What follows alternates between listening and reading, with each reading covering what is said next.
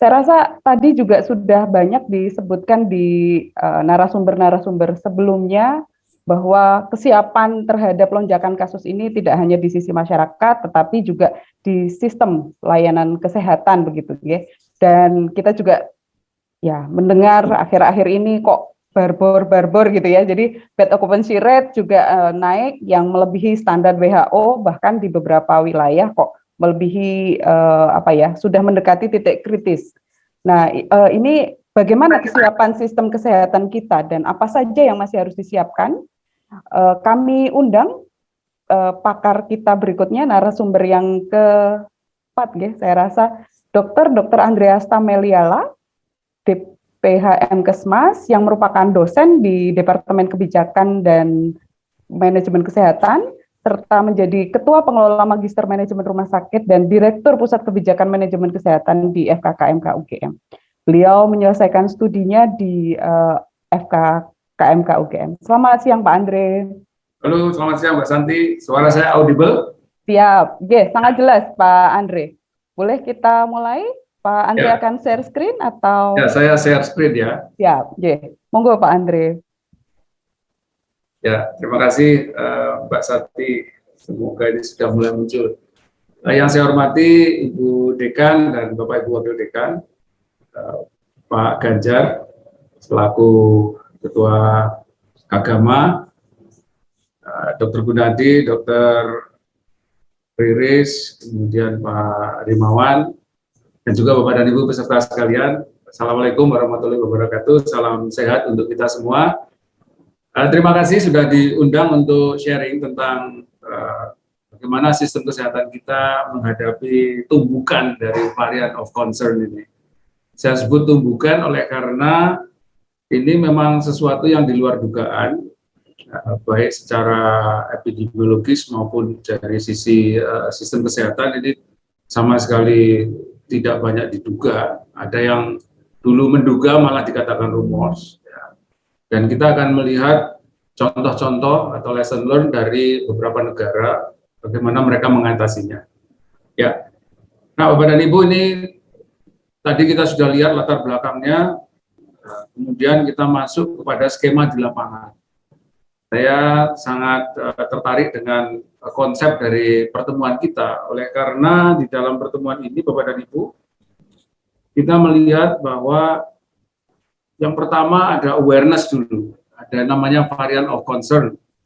Ya, tadi Pak Gunadi sudah menyampaikan, dulu nggak ada gitu, sekarang ada di Eropa 3 klasifikasi, di Amerika juga 3, dan variant of concern ini yang menjadi topik bahasan kita, ini adalah prime movernya, dia penggeraknya, dia yang membuat kita semua bertemu di sini untuk membahas.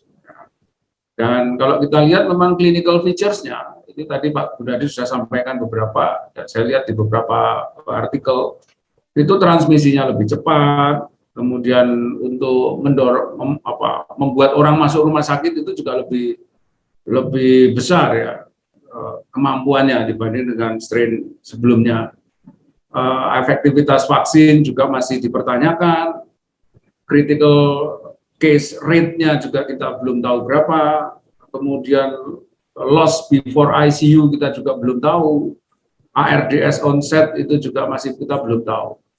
Tapi intinya yang menjadi pendorong utama semua ini adalah si varian of concern ini atau varian Delta.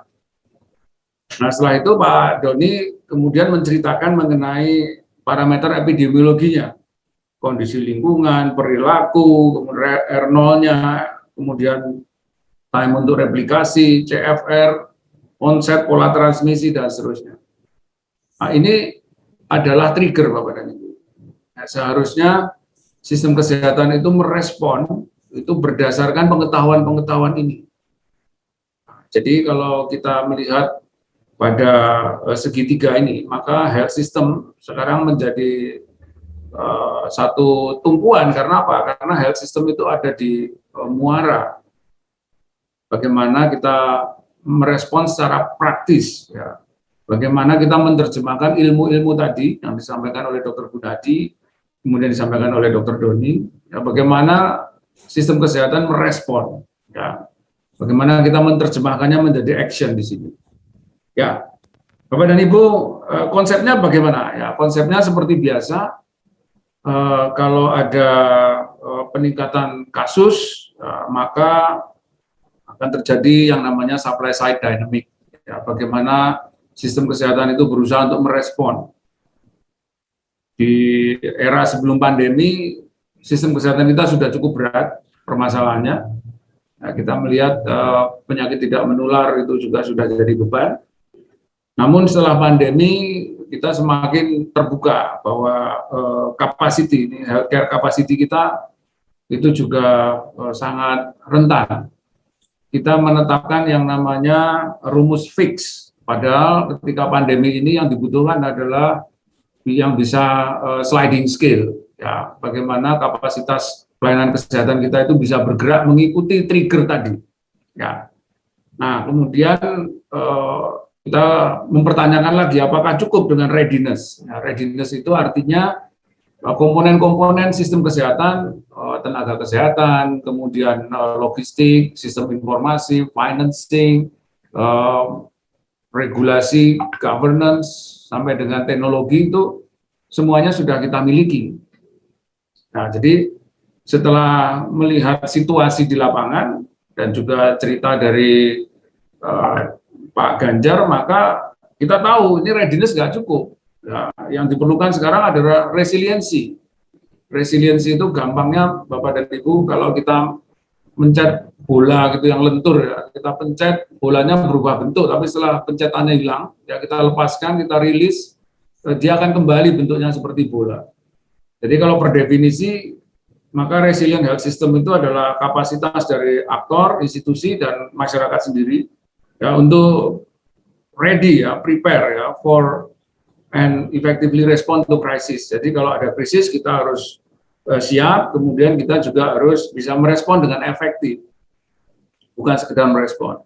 Kemudian kita juga harus bisa maintain core function. Jadi dari komponen-komponen sistem kesehatan itu tetap harus bisa bersinergi, ya, untuk mengatasi masalah yang datang.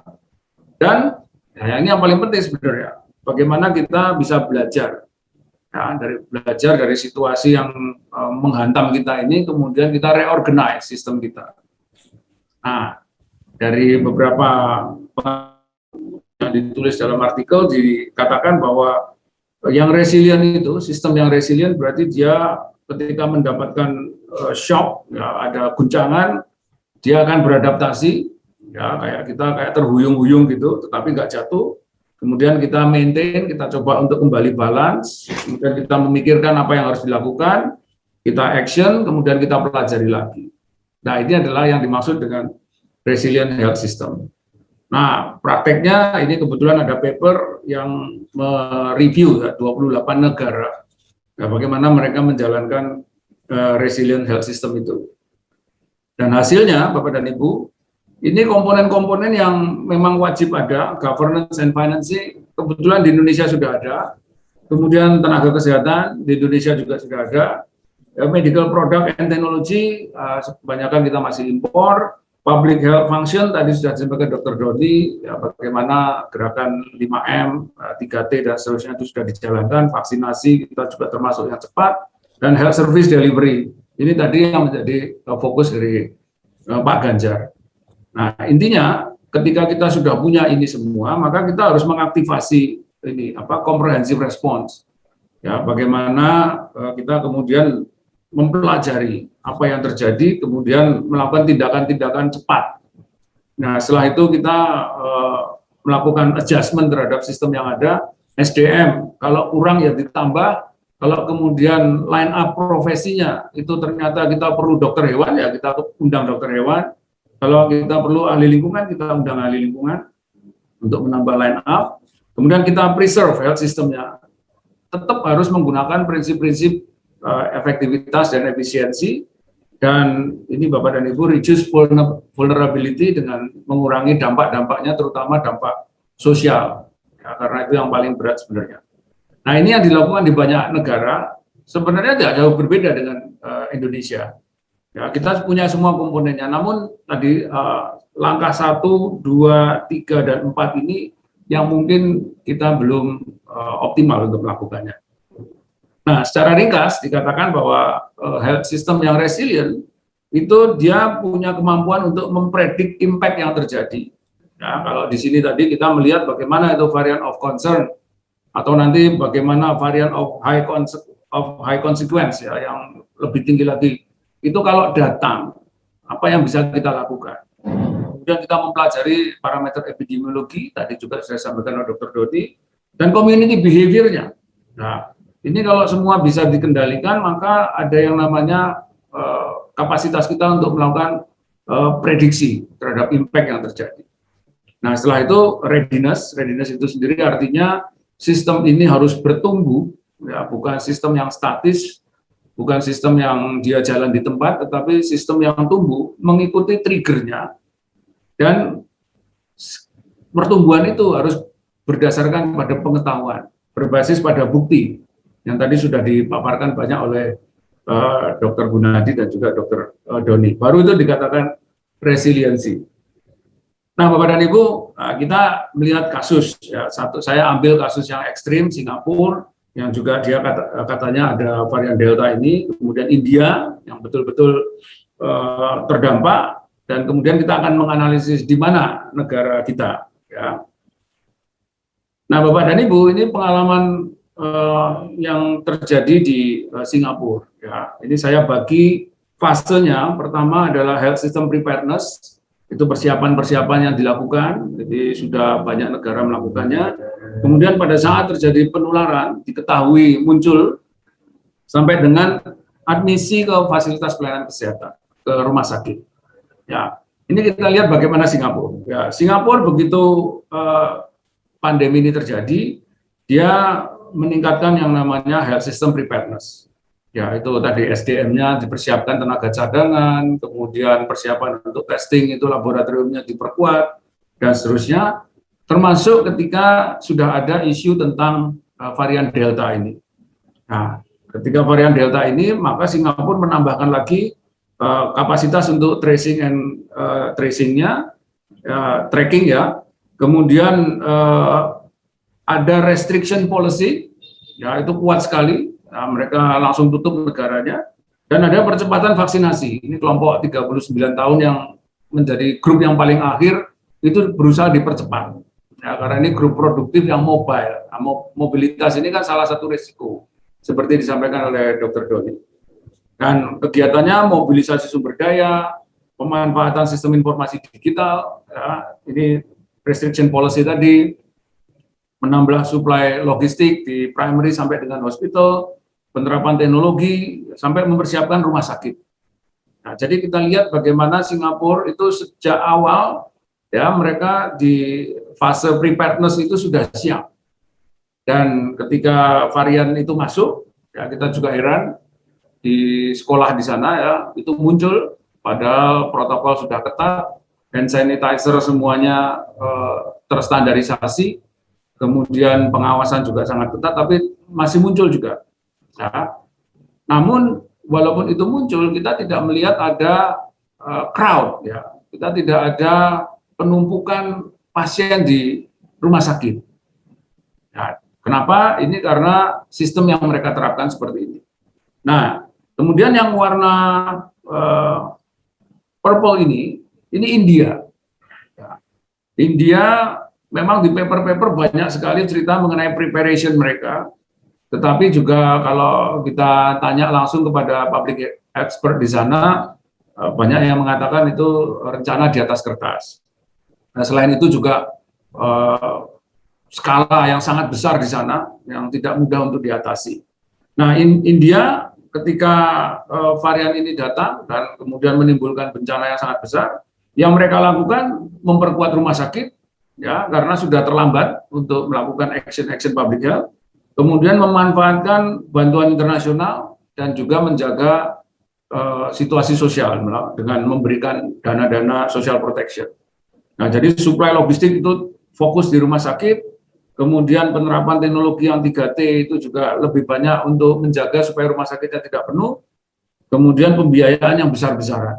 Nah, Bapak dan Ibu, pembiayaan itu didukung, ini papernya ada di WHO ACT ya, Accelerator Tools, itu untuk kegiatan ini bahkan World Bank menyiapkan 2,75 miliar dolar ya, untuk India, belum lagi agensi yang lain ya. Di FINE itu menyiapkan testing mesin seharga 1,1 juta dolar, kemudian UNICEF membantu O2 concentrators, oxygen generating plants, ya, high flow kanul dan sebagainya untuk 10 negara bagian, banyak sekali Bapak dan Ibu. Ya, kemudian United itu juga mempercepat pengadaan obat generik. Nah, ini model India, ya, jadi mereka memobilisasi bantuan luar negeri besar-besaran untuk mengatasi problem yang ditimbulkan oleh COVID ini. Jadi Bapak dan Ibu bisa melihat dua kutub yang berbeda. Yang satu itu banyak bermain di area preparedness, yang satu lagi lebih banyak bermain di area reaktif. Ya. Sehingga kita bisa melihat ini digambarkan model yang proaktif model ini lebih enak dilihat ya, karena semuanya tertata pelan-pelan ya, dan di sini peran pengetahuan sangat besar ya, untuk tadi merespon setiap situasi yang terjadi. Sementara ini model yang reaktif, kita melihat panahnya bermacam-macam, rumah sakit ini menjadi sangat rentan. Kenapa? Karena panah yang datang ke sana bisa bermacam-macam. Ya, ada banyak jalur untuk masuk ke sana. Ya, bahkan dari masyarakat sendiri bisa langsung ke rumah sakit. Ya, dia nggak perlu melewati primary care, nggak perlu melewati shelter. Kenapa? Karena situasinya sudah sangat chaotic. Nah, Bapak dan Ibu, ini perbedaan responnya. Kita melihat bagaimana Singapura itu betul-betul menerapkan teori, ya, ada shock, mereka adaptasi, mereka maintain, mereka coba untuk kendalikan semuanya, mereka respon dan dipelajari. Ya, dan di rumah sakit itu teknologi-teknologi baru banyak bermunculan untuk membantu meningkatkan kapasitas dan juga menjaga keselamatan tenaga kerjanya. Sementara India itu mereka shock, betul-betul shock, kemudian merespon, itu di lonjakan yang pertama itu mereka forget ya, nggak ada lesson learned ya, mereka biarkan lagi situasi seperti biasa ya, kembali, dan ketika ada masalah lagi ya mereka start over dari awal dan dampaknya lebih besar ya, dan lebih mengerikan dibanding dengan yang sebelumnya. Nah, ini perbedaan responnya Bapak dan Ibu. Nah, sehingga kita melihat apakah kita sendiri ya ini sudah mengadopsi model Singapura atau kita sebenarnya mengadopsi model India. Ya. Nah, kalau kita lihat memang preparedness ya kita sudah melakukannya, ya sudah ada banyak gerakan-gerakan yang berbasis masyarakat, public-private partnership juga berjalan. Ya, namun tadi kita masih berharap bahwa yang menjadi trigger itu adalah varian yang lama, bukan sesuatu yang baru, yang punya features, punya karakteristik yang berbeda. Nah, kita masih menggunakan mindset yang lama. Kemudian juga mengenai ini, apa namanya, bagaimana kita merespon dari gambar ini, yang paling terdampak adalah rumah sakit. Ya, tadi Pak Ganjar juga menyampaikan bagaimana rumah sakit dituntut untuk menyiapkan ICU. Ya, saya kira ketika kita menyiapkan ICU maka ada dua hal yang menjadi faktor penting. Yang pertama adalah aspek teknis. Nah, ICU itu punya karakteristik high care yang tidak sembarangan bisa dibuat, dan kemudian juga ada aspek investasi yang cukup besar. Nah, kemudian Bapak dan Ibu, kita juga melihat dari sisi health workforce-nya.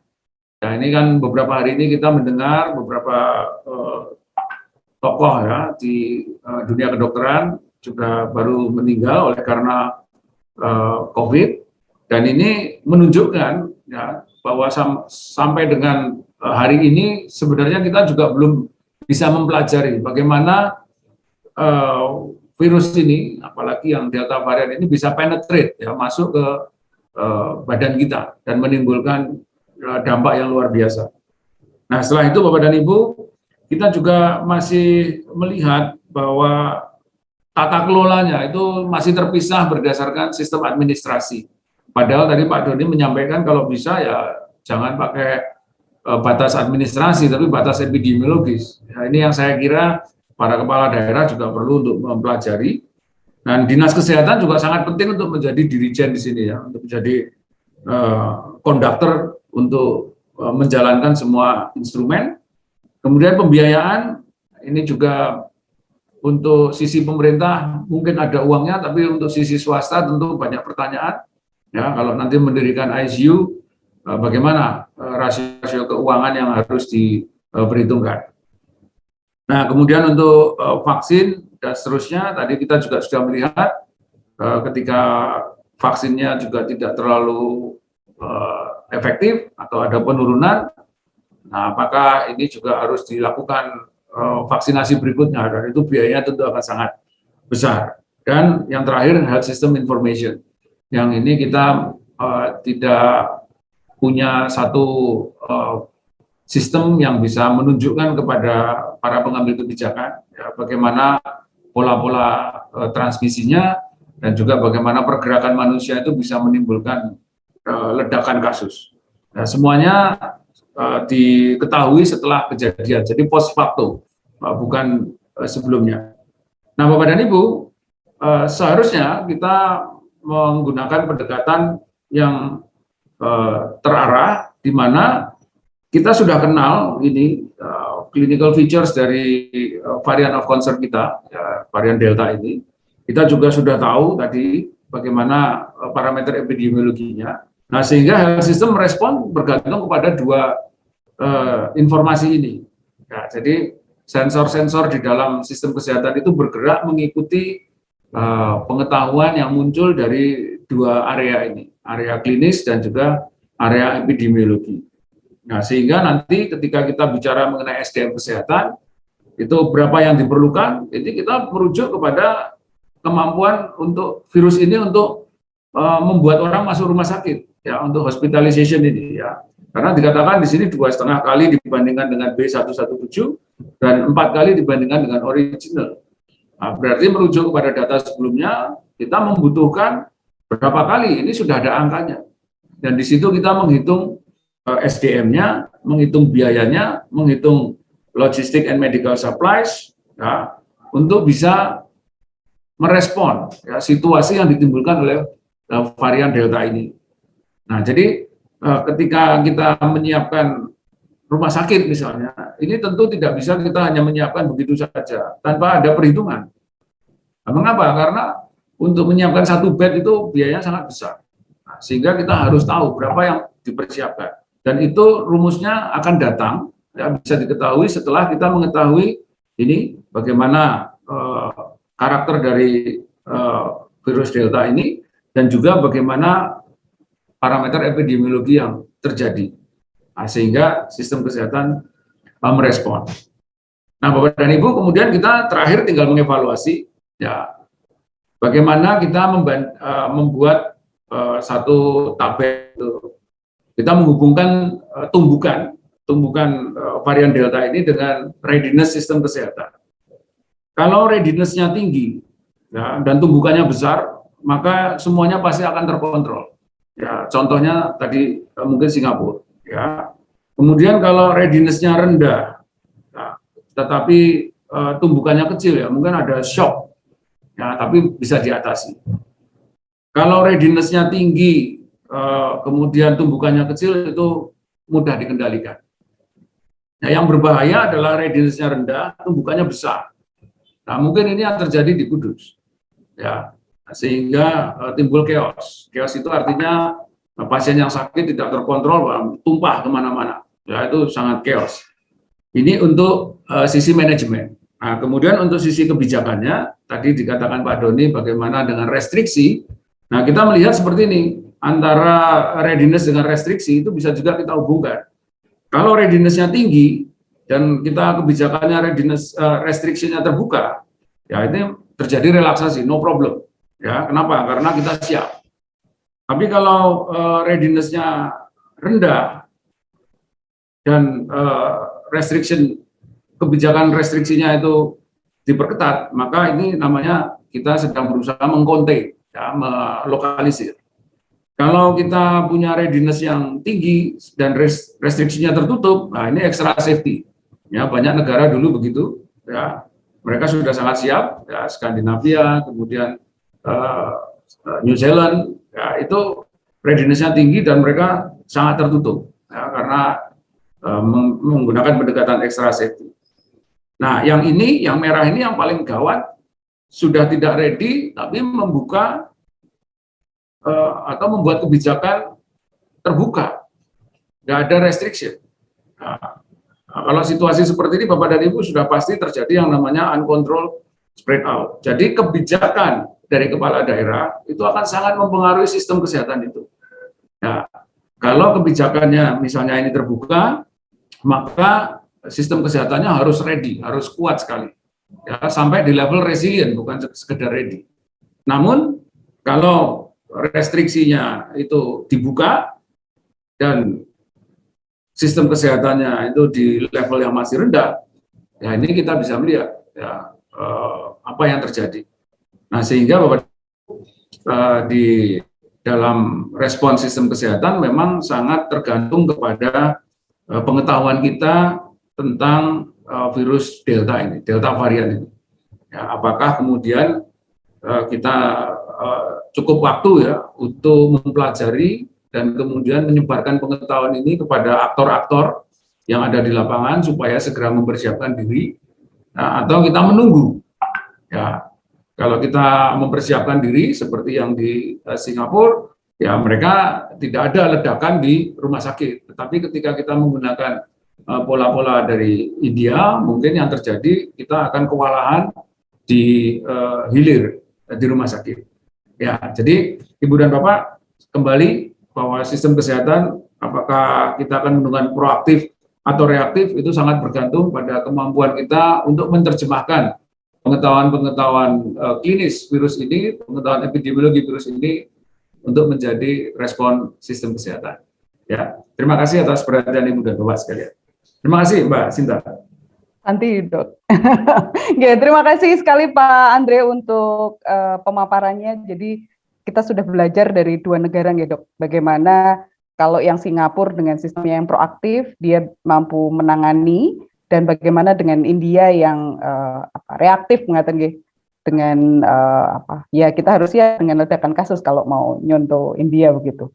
Dan bagaimana tadi Pak Andre juga sudah memaparkan pengetahuan kita, pemahaman kita terhadap varian Delta ini bisa menjadikan dasar sebagai pengambilan keputusan maupun perencanaan untuk kesiapan sistem kesehatan kita. Baik, terima kasih Pak Andre.